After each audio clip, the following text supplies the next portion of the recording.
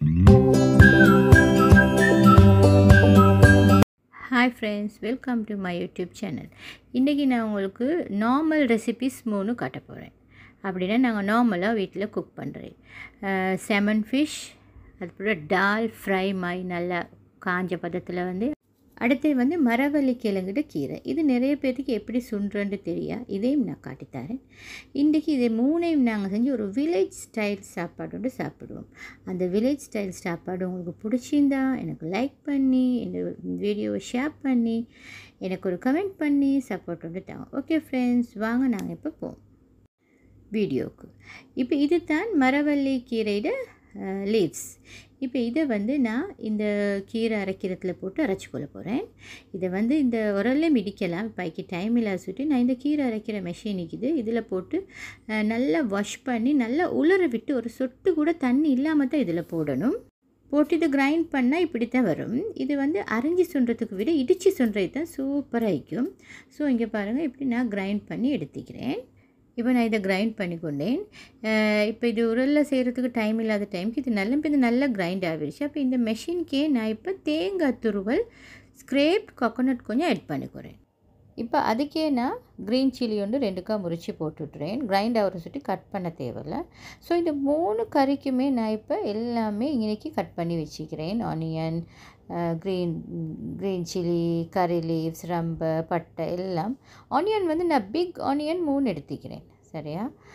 So இதுவெல்லாம் இதுக்கு தேவை சுட்டி நான் இது எல்லாமே கட் பண்ணி வச்சுட்டு இப்போ இதால் கொஞ்சம் நான் எடுத்து இதுக்கு போட போகிறேன். இதுக்கு கீரைக்கு போட்டு திருப்பியும் நாங்கள் இன்னொரு சுற்று கிரைண்ட் பண்ணி கொள்வோம். ஓகே, இப்போ இது கிரைண்ட் பண்ணி பட்டுருச்சு. இப்போ இதை இறக்கிடுவோம். இதை மாதிரி பிளேடோடு தான் இதில் வைக்கும். சும்மா நல்லாவே கிரைண்டாகவே இடித்த மாதிரியே வந்துடுது. அது ஈஸி எங்களுக்கு. சம்டைம்ஸ் வேலை டைமுக்கு வீடியோ தான் எங்களுக்கு ஈஸி, டக்குன்னு குயிக்காக வேலை முடிச்சு கொள்ளையிலும். இது மாதிரி மெஷின் வழியிருந்தால் எங்களுக்கு டைமை கொஞ்சம் சேவ் பண்ணி கொள்ளையிலும். அதுதான் மெயின் திங். இதுதான் அதில் மெஷின். ஜூஸ்லேருந்து எல்லாமே செஞ்சு கொள்ளையிலும். இது ஒரு ஈஸியான இது நல்ல ஒரு டைம் சேவிங்கான மெஷின் உண்டு. ஸோ உங்களுக்கும் தேவைண்டா இதை வாங்கிக்கோங்க. இப்போ நான் டால் கறிக்கு வருவோம். டாலை நல்லா 2 கப்ஸ் எடுத்து நான் வாஷ் பண்ணி சோக் பண்ணி எடுத்துக்கிறேன் 10 மினிட்ஸ் மட்டுக்கு. டால் எப்போவுமே ஆக்கப்போக்குள்ள ஒரு 10 மினிட்ஸ் சோக் பண்ணிடுங்க. அப்போ சுருக்க குக் ஆகிடும். அதே நேரத்தில் அது குக் ஆகின பிறகு நல்லா டேஸ்ட்டும் மிக்கும். மற்றது சோக் பண்ணி எடுத்த டாலுக்கு மிச்சம் வாட்டர் ஆட் பண்ண வேணாம். டால் மூடிப்படுற அளவுக்கு ஆட் பண்ணிக்கோங்க. இதுக்கு நான் டர்மரிக் பவுடர் கொஞ்சம் போட்டுக்கிறேன், மஞ்சத்தூள். இதுக்கு நான் மில்க் ஆட் பண்ண மாட்டேன். So 2 teaspoon chilli powder add பண்ணிக்கொள்வேன். இது கொஞ்சம் காரமாக தான் இருக்கும் இந்த பருப்பு. So 2 teaspoon chilli powder add பண்ணிக்கொள்வேன்.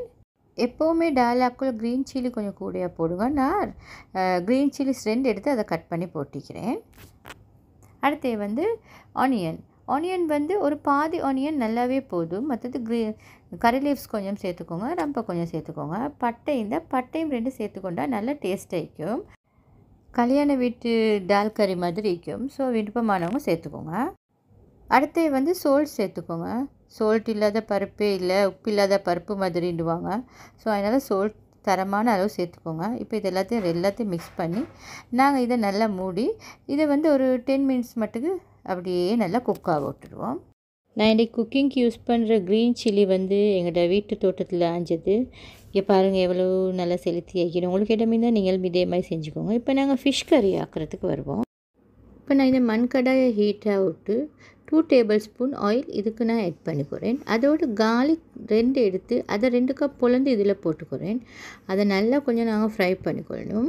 அதோடு நான் கறி லீவ்ஸும் ரம்பையும் நான் இதுக்கு ஆட் பண்ணிக்கிறேன். இது கொஞ்சம் பொன்னிறமாக மட்டும் வறுப்படணும். அதோடு நான் இதுக்கு கடுகு கொஞ்சம் சேர்த்துக்கிறேன். கடுகு சேர்த்து கடுகை நல்லா கடைஞ்சி விட்டுட்டு அதுக்கே நான் வெந்தயத்தையும் ஆட் பண்ணிக்கிறேன். வெந்தயமும் ஆட் பண்ணிக்கொண்டு அதையும் கொஞ்சம் முருவட்டுக்கிறேன். அது முருவிக்கொண்டு வரப்போக்குள்ள நான் இதுக்கு சில்லி பவுடர் ஒரு 1/2 டீஸ்பூன் மட்டுக்கு இந்த ஆயிலுக்கே ஆட் பண்ணிக்கிறேன். அதையும் கொஞ்சம் நல்லா வதங்க விட்டுக்கிறேன். ஸோ அதோட இதுக்கு நான் இப்போ கட் பண்ணி வச்சுக்கிற திங்ஸ் எல்லாம் க்ரீன் சில்லி, ஆனியன், இந்த செமன் ஃபிஷ்க்கு கட்டாயம் டொமாட்டோஸ் ஆட் பண்ணணும். ஸோ அதுக்கு நான் பிக் டொமாட்டோ கட் பண்ணி வச்சுக்கிறேன். அதையும் நான் இதில் ஆட் பண்ணிக்கிறேன்.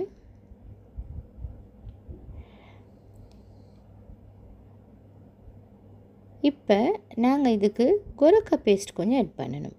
கொரக்கா பேஸ்ட் புளி கொஞ்சம் மீக்கணும் தானே ஃபிஷ்ஷுக்கு, அதையும் ஆட் பண்ணி நல்லா மிக்ஸ் பண்ணி கொஞ்சம் வதங்க விட்றேன். அதோட சால்ட்டும் ஆட் பண்ணி கொள்கிறேன். இப்போ இதை நல்லா மிக்ஸ் பண்ணணும். மிக்ஸ் பண்ணி கொஞ்சம் வதங்குற பதம் வரணும். அது மட்டும் நாங்கள் டாலை பார்ப்போம். இப்போ எங்களோட டால் குக் ஆகி கொண்டிருக்குது. இப்போ இதுக்கு நான் வாட்டர் மட்டும் தான் ஆட் பண்ணிக்கிறேன், மில்க் ஆட் பண்ணுறதுல சுற்றி. இப்போ இதை நல்லா கடைஞ்சி நல்லா குக் பண்ணணும். இது நல்லா கடைப்பட்டு நல்லா குக் பண்ணணும். இதுக்கு இப்போ தாளிப்பு தான் ஸ்பெஷலாக வைக்கணும். ஏன்னா மில்க் ஆட் பண்ணல அதை சுற்றி. ஸோ இதுக்கு தாளிப்புக்கு தேவையான அத்தனையுமே நாங்கள் சேர்த்து எடுக்கணும். ஏன்னா அப்போ தான் இதோட ஸ்மெல்லும் நல்லா இருக்கும். இப்போ நான் ஃபிஷ் கறிக்கு செட் பண்ணி வச்சுக்கிறத பார்ப்போம். இப்போ இதுக்கு போடக்கூடிய மசாலா ஐட்டங்கள் எல்லாம் நான் போடுவோம். ஒரு 3 டேபிள் ஸ்பூன் மட்டுக்கு இதுக்கு நான் சில்லி பவுடர் ஆட் பண்ணிக்கிறேன். அடுத்து டர்மரிக் மஞ்சத்தூளும் ஒரு 1/2 இல்லாட்டி 1 டீஸ்பூன் ஆட் பண்ணிக்கோங்க. காரம் உங்களுக்கு ஏற்ற மாதிரி சில்லி பவுடர் போட்டுக்கோங்க. மற்ற தனியாத்தூளும் நான் 1 டீஸ்பூன் போட்டுக்கிறேன். இப்போ இது எல்லாத்தையும் நாங்கள் ஒரு வதங்கின பதம் வர மட்டும் கொஞ்சம் மிக்ஸ் பண்ணி வைக்கணும். அதுக்கப்புறம் ஒரு 1/2 கப் மட்டுக்கு இல்லாட்டி 1 கப் மட்டுக்கு வாட்டர் ஆட் பண்ணிக்கோங்க. நானும் அப்படி தான் ஆட் பண்ணினேன். 1 கப் மட்டுக்கு வாட்டர் ஆட் பண்ணிக்கொள்கிறேன். இப்போ அதையும் நாங்கள் நல்லா மிக்ஸ் பண்ணி அப்படியே லிட்டால் க்ளோஸ் பண்ணி குக்காக போடுவோம். இப்போ நெக்ஸ்ட் நாங்கள் எங்களோட தாளிப்பு அதுக்கு ரெடி பண்ணுறோம். டாலுக்கு தாளிக்கிறதுக்கு இன்றைக்கி அத்தனையும் நான் எடுத்துக்கிறேன். வத்தல், கறி லீவ்ஸ், ரம்பு, மற்ற கார்லிக் நான் தோலோடய தட்டி தான் எடுத்துக்கிறேன். அப்போ நல்லா ஸ்மெல் ஆகி முருவை போல கார்லிக் பேஸ்ட் நான் எப்போவுமே தாளிப்புக்கு எடுக்க மாட்டேன். ஸோ இது நல்லா இப்போ முருவணும். எல்லாத்தையும் போட்டு நல்லா ஃப்ரை ஆகணும். நல்லா மனம் வர மட்டுமே நல்லா ஃப்ரை ஆகணும். இப்போ பாருங்கள், இது நல்லா ஃப்ரை ஆகிடுச்சு. இப்போ இந்த டைமில் நான் இதுக்கு கடுகு கொஞ்சம் சேர்த்து இதை நான் டாலுக்கு ஆட் பண்ணிக்கிறேன். இப்போ ஆட் பண்ணி டாலை நல்லா நாங்கள் மிக்ஸ் பண்ணி வச்சுட்டா ஓகே, டாலோட சப்ஜெக்ட் முடிஞ்சு. இப்போ சரி, இப்போ இதை நீங்கள் எங்கேயாலும் கட்டு சோத்துக்கு எடுத்துகிட்டு போகிறோன்னா பயப்படாமல் எடுத்துகிட்டு போங்க. வெள்ளையிலேருந்து அந்திப்படம் மட்டுமா இருந்தாலும் கெடாமல் வச்சுக்கொள்ளும். இப்போ நாங்கள் நெக்ஸ்ட் எங்களோட டின் ஃபிஷ் எடுப்போம், செமன். இப்போ இது பெரிய ப்ராசஸ் உண்டு. ஏன்னா இது மிச்ச நாளைக்கு பதப்படுத்தி வாரே தானே. ஸோ நாங்கள் அதை குக் பண்ண முந்தி எப்படியுமே க்ளீன் பண்ணணும். நாங்கள் அப்படியே டிரெக்டாக எடுத்து குக் பண்ணினோம்னு சொன்னால் அதில் அந்த கவிச்சி வாடை அப்படியே இருக்கும். மற்றது இது மிச்ச நாளைக்கு பொறுத்தான் எங்களோட கைக்கு கிடைக்கும். எப்படியுமே ஒரு 3-4 இயர்ஸ்க்கு பொறுத்தான் கிடைக்கும். ஸோ அதுக்கு போட்டு வச்சுக்கிற கெமிக்கலால் எல்லாம் அது நல்லாவே வெந்து தான் நிற்கும். ஸோ அதனால் நாங்கள் அது எல்லாத்தையுமே எடுத்துடணும். ஸோ இப்படி நாங்கள் தண்ணி டெப்புக்கு பிடிச்சி ஃபுல்லாக நாங்கள் வாஷ் பண்ணணும். அது வாஷ் பண்ண போக்குள்ளேயே உங்களுக்கு விலங்கும் மயில் வச்சு வலுன்னு ஒரு தன்மையும் நீக்கும். அதை அப்படியே ஃபுல்லாகவே கம்ப்ளீட்டாக நாங்கள் வாஷ் பண்ணிடணும்.